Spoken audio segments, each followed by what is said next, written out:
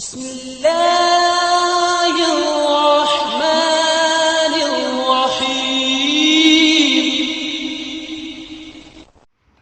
اعوذ باللہ من الشیطان الرجیم، بسم اللہ الرحمن الرحیم۔ السلام علیکم۔ آج آپ کا میزبان ڈاکٹر کاشف بشیر تفہیم القرآن سیریز کی قسط نمبر 280 کے ساتھ آپ کے سامنے حاضر خدمت ہے، جس میں ہم انشاءاللہ العزیز سورۃ الحج کی آیت نمبر 11 سے لے کر 18 تک کا ترجمہ اور تفسیر آپ کے سامنے پیش کریں گے۔ اس حصے کا موضوع ہے فیصلے کا دن۔ اللہ تعالیٰ سے دعا ہے کہ اللہ تعالیٰ ہمارے صغیرہ کبیرہ گناہ معاف فرمائے اور ہمیں اپنے ان بندوں میں شامل فرما لے جن سے وہ راضی ہوا اور جن پر اس کا انعام نازل ہوا۔ بسم اللہ الرحمن الرحیم۔ وَمِنَ النَّاسِ مَن يَعْبُدُ اللَّهَ عَلَى حَرْفٍ فَإِنْ أَصَابَهُ خَيْرٌ اطْمَأَنَّ بِهِ وَإِنْ أَصَابَتْهُ فِتْنَةٌ انقلب على وجهه خسر الدنيا والآخرة ذلك هو الخسران المبين۔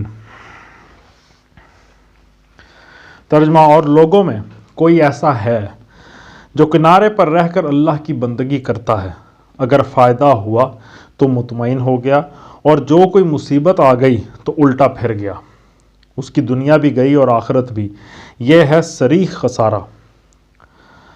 تفسیر میں آتا ہے یعنی دائرہ دین کے وسط میں نہیں بلکہ کنارے پر، یا بالفاظ دیگر کفر و اسلام کی سرحد پر کھڑا ہو کر بندگی کرتا ہے، جیسے ایک مذبذب آدمی کسی فوج کے کنارے پر کھڑا ہو، اگر فتح ہوتی دیکھے تو ساتھ آ ملے اور شکست ہوتی دیکھے تو چپکے سے سٹک جائے۔ اس سے مراد ہے وہ خام سیرت، مضطرب العقیدہ اور بندہ نفس لوگ جو اسلام قبول تو کرتے ہیں مگر فائدے کی شرط کے ساتھ۔ ان کا ایمان اس شرط کے ساتھ مشروط ہوتا ہے کہ ان کی مرادیں پوری ہوتی رہیں، ہر طرح چین ہی چین نصیب ہو، نہ خدا کا دین ان سے قربانی کا مطالبہ کرے اور نہ دنیا میں ان کی کوئی خواہش اور آرزو پوری ہونے سے رہ جائے۔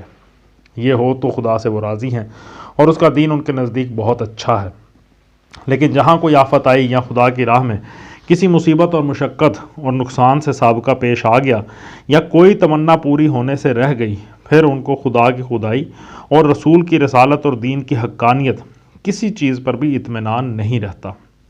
پھر وہ ہر اس آستانے پر جھکنے کے لیے تیار ہو جاتے ہیں جہاں سے ان کو فائدے کی امید اور نقصان سے بچ جانے کی توقع ہو۔ آخر میں آیا یہ ہے صریح خسارہ۔ تفسیر میں آتا ہے یہ ایک بہت بڑی حقیقت ہے جو چند لفظوں میں بیان کر دی گئی ہے۔ مذبذب مسلمان کا حال در حقیقت سب سے بدتر ہوتا ہے۔ کافر اپنے رب سے بے نیاز، آخرت سے بے پرواہ اور قوانین الہی کی پابندیوں سے آزاد ہو کر جب یکسوئی کے ساتھ مادی فائدوں کے پیچھے پڑ جاتا ہے تو چاہے وہ اپنی آخرت کھو دے مگر دنیا تو کچھ نہ کچھ بنا ہی لیتا ہے۔ اور مومن جب پورے صبر و ثبات اور عزم و استقلال کے ساتھ خدا کے دین کی پیروی کرتا ہے تو اگرچہ دنیا کی کامیابی بھی آخرکار اس کے قدم چوم کر رہتی ہے، تاہم اگر دنیا بالکل ہی اس کے ہاتھ سے جاتی رہے، آخرت میں بہرحال اس کی فلاح و کامرانی یقینی ہے۔ لیکن یہ مذبذب مسلمان نہ اپنی دنیا ہی بنا سکتا ہے اور نہ آخرت ہی میں اس کے لیے فلاح کا کوئی امکان ہے۔ دنیا کی طرف لپکتا ہے تو کچھ نہ کچھ خدا اور آخرت کے ہونے کا گمان جو اس کے دل و دماغ کے کسی کونے میں رہ گیا ہے، اور کچھ نہ کچھ اخلاقی حدود کا لحاظ جو اسلام سے تعلق نے پیدا کر دیا ہے، اس کا دامن کھینچتا رہتا ہے، اور خالص دنیا طلبی کے لیے جس یکسوئی و استقامت کی ضرورت ہے وہ کافر کی طرح اسے بہم نہیں پہنچتی۔ آخرت کا خیال کرتا ہے تو دنیا کے فائدوں کا لالچ اور نقصانات کا خوف اور خواہشات پر پابندیاں قبول کرنے سے طبیعت کا انکار اس طرف جانے نہیں دیتا، بلکہ دنیا پرستی اس کے عقیدے اور عمل کو اتنا کچھ بگاڑ دیتی ہے کہ آخرت میں اس کا عذاب سے بچنا ممکن نہیں رہتا۔ اس طرح وہ دنیا بھی کھوتا ہے اور آخرت بھی۔ یدعو من دون اللہ ما لا یضرہ وما لا ینفعہ ذالک هو الضلال البعید۔ ترجمہ: پھر وہ اللہ کو چھوڑ کر ان کو پکارتا ہے جو نہ اس کو نقصان پہنچا سکتے ہیں نہ فائدہ، یہ ہے گمراہی کی انتہا۔ یدعو لمن ضرہ اقرب من نفعہ لبئس المولا ولبئس العشیر۔ ترجمہ: وہ ان کو پکارتا ہے جن کا نقصان ان کے نفع سے قریب تر ہے، بدترین ہے اس کا مولا اور بدترین ہے اس کا رفیق۔ تفسیر میں آتا ہے پہلی آیت میں معبود ان غیر اللہ کے نافع و ضار ہونے کی قطعی نفی کی گئی ہے، کیونکہ حقیقت کے اعتبار سے وہ کسی نفع و ضرر کی قدرت نہیں رکھتے۔ دوسری آیت میں ان کے نقصان کو ان کے نفع سے قریب تر بتایا گیا، کیونکہ ان سے دعائیں مانگ کر اور ان کے آگے حاجت روائی کے لیے ہاتھ پھیلا کر وہ اپنا ایمان تو فوراً اور یقیناً کھو دیتا ہے۔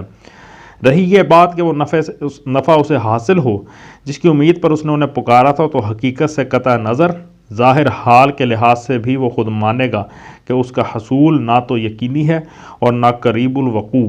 ہو سکتا ہے کہ اللہ اس کو مزید فتنے میں ڈالنے کے لیے کسی آستانے پر اس کی مراد بھر لائے، اور ہو سکتا ہے کہ اس آستانے پر وہ اپنے ایمان بھی بھینٹ چڑھا آئے اور اپنی مراد بھی نہ پائے۔ آیت کے آخر میں آیا بدترین ہے اس کا مولا اور بدترین ہے اس کا رفیق۔ تفسیر میں آتا ہے یعنی جس نے بھی اس کو اس راستے پر ڈالا، خواہ وہ کوئی انسان ہو شیطان ہو، وہ بدترین کارساز و سرپرست اور بدترین دوست اور ساتھی ہے۔ ان اللہ یدخل الذین آمنوا وعملوا الصالحات جنات تجری من تحتها الانہار ان اللہ یفعل ما یرید۔ ترجمہ اس کے برعکس اللہ ان لوگوں کو جو ایمان لائے اور جنہوں نے نیک عمل کیے یقیناً ایسی جنتوں میں داخل کرے گا جن کے نیچے نہریں بہہ رہی ہوں گی۔ اللہ کرتا ہے جو کچھ چاہتا ہے۔ تفسیر میں آتا ہے یعنی جن کا حال اس مطلب پرست مذہب اور بے یقین مسلمان کا سا نہیں ہے، بلکہ جو ٹھنڈے دل سے خوب سوچ سمجھ کر خدا اور رسول اور آخرت کو ماننے کا فیصلہ کرتے ہیں، پھر ثابت قدمی کے ساتھ راہ حق پر چلتے رہتے ہیں، خواہ اچھے حالات سے سابقہ پیش آئے یا برے حالات سے، خواہ مصائب کے پہاڑ ٹوٹ پڑیں یا انعامات کی بارشیں ہونے لگے، وہ چلتے رہتے ہیں۔ آیت کے آخر میں آیا اللہ کرتا ہے جو کچھ چاہتا ہے۔ تفسیر میں آیا یعنی اللہ کے اختیارات غیر محدود ہیں، دنیا میں یا آخرت میں یا دونوں جگہ وہ جس کو جو کچھ چاہتا ہے دیتا ہے، اور جس سے جو کچھ چاہتا ہے روک لیتا ہے۔ وہ دینا چاہے تو کوئی روکنے والا نہیں، وہ نہ دینا چاہے تو کوئی دلوانے والا بھی نہیں۔ من کان یظن ان لن ینصرہ اللہ فی الدنیا والآخرۃ فلیمدد بسبب الی السماء ثم لیقطع فلینظر هل یذہبن کیدہ ما یغیظ۔ ترجمہ جو شخص یہ گمان رکھتا ہو کہ اللہ دنیا اور آخرت میں اس کی کوئی مدد نہ کرے گا، اسے چاہیے کہ ایک رسی کے ذریعے آسمان تک پہنچ کر شگاف لگائے، پھر دیکھ لے کہ آیا اس کی تدبیر کسی ایسی چیز کو رد کر سکتی ہے جو اس کو ناگوار ہے۔ تفسیر میں آتا ہے کہ اس آیت کی تفسیر میں بکثرت اختلافات ہوئے ہیں۔ مختلف مفسرین کے بیان کردہ مطالب کا خلاصہ یہ، اس سے پہلے اس ترجمے کو دوبارہ سن لیجئے۔ جو شخص یہ گمان رکھتا ہو کہ اللہ دنیا اور آخرت میں اس کی کوئی مدد نہ کرے گا، اسے چاہیے کہ ایک رسی کے ذریعے آسمان تک پہنچ کر شگاف لگائے، پھر دیکھ لے کہ آیا اس کی تدبیر کسی ایسی چیز کو رد کر سکتی ہے جو اس کو ناگوار ہے۔ اب جو مختلف مفسرین کے ورژنز ہیں وہ آپ کے سامنے رکھتے ہیں۔ نمبر 1، جس کا یہ خیال ہو کہ اللہ اس کی یعنی محمد صلی اللہ علیہ وآلہ وسلم کی مدد نہ کرے گا، وہ چھت سے رسی باندھ کر خودکشی کر لے۔ ایک یہ بھی تفسیر اس کی بیان ہوئی ہے۔ یا پھر وہ کسی رسی کے ذریعے آسمان پر جائے اور مدد بند کرانے کی کوشش کر دیکھے، یا پھر وہ آسمان پر جا کر وحی کا سلسلہ منقطع کرنے کی کوشش کر دیکھے، یا پھر وہ آسمان پر جا کر اس کا رزق بند کرانے کی کوشش کر دیکھے۔ کچھ لوگوں نے یہ بھی کہا کہ جس کا یہ خیال ہو کہ اللہ اس کی یعنی خود اس طرح کا خیال کرنے والے کی مدد نہ کرے گا، وہ اپنے گھر کی چھت سے رسی لٹکائے اور خودکشی کر لے، یا پھر وہ آسمان تک پہنچ کر مدد لانے کی کوشش کر دیکھے۔ ان میں سے جو پہلے 4 مفہوم بتائے گئے ہیں تو وہ تو بالکل ہی سیاق و سباق سے غیر متعلق ہیں، اور آخری 2 مفہوم اگرچہ سیاق و سباق سے قریب تر ہیں لیکن کلام کے ٹھیک مدعا تک نہیں پہنچتے۔ سلسلہ تقریر کو نگاہ میں رکھا جائے تو صاف معلوم ہوتا ہے کہ یہ گمان کرنے والا شخص وہی ہے جو کنارے پر کھڑا ہو کر بندگی کرتا ہے، جب تک حالات اچھے رہتے ہیں مطمئن رہتا ہے، اور جب کوئی آفت یا مصیبت آتی ہے یا کسی ایسی حالت سے دوچار ہوتا ہے جو اسے ناگوار ہے تو خدا سے پھر جاتا ہے اور ایک ایک آستانے پر ماتھا رگڑنے لگتا ہے۔ اس شخص کی یہ کیفیت کیوں ہے؟ اس لیے کہ وہ قضاء الہی پر راضی نہیں ہے اور یہ سمجھتا ہے کہ قسمت کے بناؤ اور بگاڑ کے سرے رشتے اللہ کے سوا کسی اور کے ہاتھ میں بھی ہیں، اور اللہ سے مایوس ہو کر دوسرے آستانوں سے امیدیں وابستہ کرتا ہے۔ اس بنا پر فرمایا جا رہا ہے کہ جس شخص کے یہ خیالات ہوں وہ اپنا سا زور لگا کے دیکھ لے، حتیٰ کہ اگر آسمان کو پھاڑ کر تھگلی لگا سکتا ہو تو یہ بھی کر کے دیکھ لے، آیا اس کی کوئی تدبیر تقدیر الہی کے کسی ایسے فیصلے کو بدل سکتی ہے جو اس کو ناگوار ہے۔ آسمان پر پہنچنے اور شگاف دینے سے مراد ہے وہ بڑی سے بڑی کوشش جس کا انسان تصور کر سکتا ہے، وہ کر کے دیکھ لے۔ ان الفاظ کا کوئی لفظی مفہوم مراد نہیں ہے۔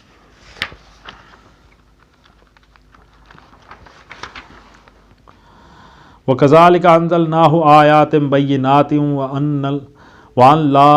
وَأَنَّ اللَّهَ يَهْدِي مَن يُرِيدُ۔ ترجمہ: ایسی ہی کھلی کھلی باتوں کے ساتھ ہم نے اس قرآن کو نازل کیا ہے اور ہدایت اللہ جسے چاہتا ہے دیتا ہے۔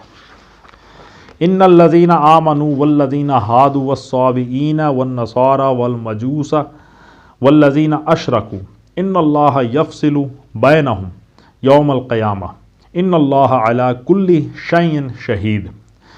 ترجمہ: جو لوگ ایمان لائے اور جو یہودی ہوئے اور صابئی اور نصارہ اور مجوس اور جن لوگوں نے شرک کیا، ان سب کے درمیان اللہ قیامت کے روز فیصلہ کر دے گا۔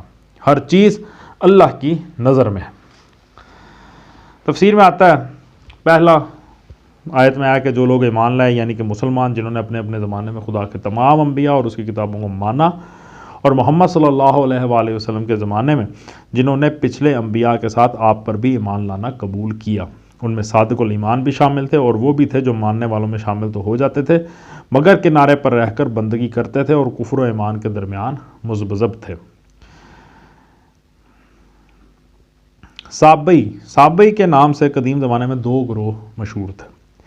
ایک حضرت یحییٰ علیہ السلام کے پیرو جو بالائی عراق یعنی الجزیرہ کے علاقے میں اچھی خاصی تعداد میں پائے جاتے تھے اور حضرت یحییٰ کی پیروی میں استباق کے طریقے پر عمل کرتے تھے۔ دوسرے ستارہ پرست لوگ جو اپنے دین کو حضرت شیس اور حضرت ادریس علیہ السلام کی طرف منسوب کرتے تھے اور عناصر پر سیاروں کی اور سیاروں پر فرشتوں کی فرما روائی کے قائل تھے۔ ان کا مرکز حران تھا اور عراق کے مختلف حصوں میں ان کی شاخیں پھیلی ہوئی تھیں۔ یہ دوسرا گروہ اپنے فلسفہ و سائنس اور فن طب کے کمالات کی وجہ سے زیادہ مشہور ہوا ہے، لیکن اغلب یہ ہے کہ یہاں پہلا گروہ مراد ہے کیونکہ دوسرا گروہ غالباً نزول قرآن کے زمانے میں اس نام سے موسوم نہ تھا۔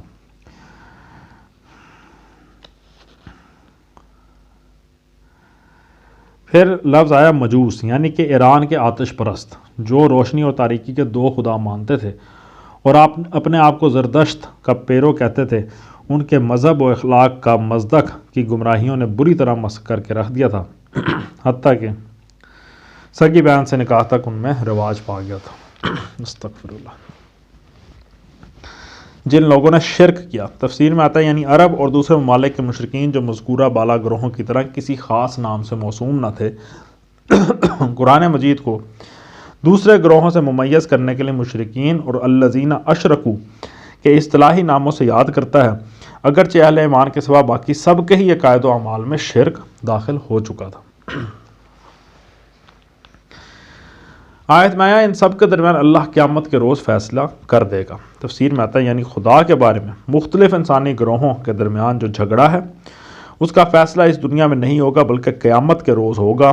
وہیں اس بات کا دو ٹوک فیصلہ کر دیا جائے گا کہ ان میں سے کون حق پر ہے اور کون باطل پر۔ اگرچہ ایک معنی کے لحاظ سے یہ فیصلہ اس دنیا میں بھی خدا کی کتابیں کرتی رہی ہیں، لیکن یہاں فیصلے کا لفظ جھگڑا چکانے اور فریقین کے درمیان عدالت کرنے کے معنی میں استعمال ہوا ہے، جبکہ ایک کے حق میں اور دوسرے کے خلاف باقاعدہ ڈگری دے دی جائے۔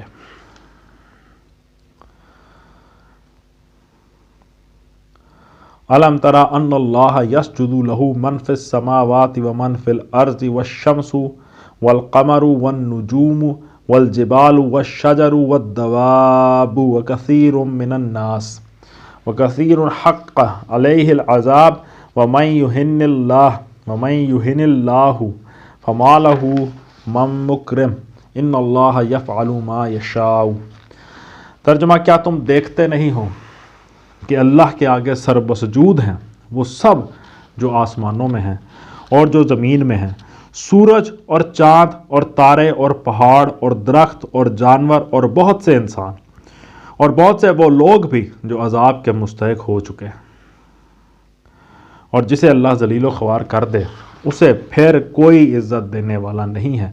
اللہ کرتا ہے جو کچھ چاہتا ہے۔ کیا تم دیکھتے نہیں ہو کہ اللہ کے آگے سر مسجود ہیں؟ تفسیر میں آتا ہے کہ یعنی فرشتے، اجرام فلکی اور وہ سب مخلوقات جو زمین کے ماورا دوسرے جہانوں میں ہیں، خواہ وہ انسان کی طرح ذی عقل و ذی اختیار ہوں یا حیوانات، نباتات، جمادات اور ہوا اور روشنی کی طرح بے عقل و بے اختیار، سب کے سب اس کے آگے جھکے ہوئے ہیں۔ پھر آیا کہ بہت سے انسان یعنی وہ جو محض مجبوراً ہی نہیں بلکہ بالارادہ اور بطوع رغبت بھی اس کو سجدہ کرتے ہیں۔ ان کے مقابلے میں دوسرا انسانی گروہ جس کے بعد کے فقرے میں ذکر آ رہا ہے وہ ہے جو اپنے ارادے سے خدا کے آگے جھکنے سے انکار کرتا ہے، مگر دوسری بے اختیار مخلوقات کی طرح وہ بھی قانون فطرت کی گرفت سے آزاد نہیں ہے اور سب کے ساتھ مجبوراً سجدہ کرنے والوں میں شامل ہے۔ اس کے مستحق عذاب ہونے کی وجہ یہ ہے کہ وہ اپنے دائرہ اختیار میں بغاوت کی روش اختیار کرتا ہے۔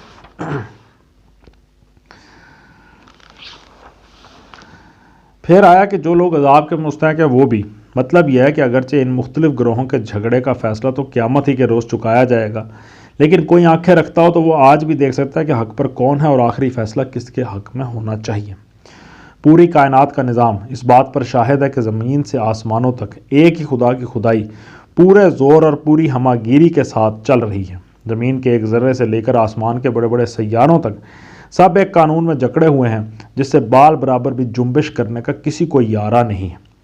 مومن تو خیر دل سے اس کے آگے سر جھکاتا ہے، مگر وہ دہریہ جو اس کے وجود تک کا انکار کر رہا ہے اور وہ مشرک جو ایک ایک بے اختیار ہستی کے آگے جھک رہا ہے وہ بھی اس کی اطاعت پر اسی طرح مجبور ہے جس طرح ہوا اور پانی۔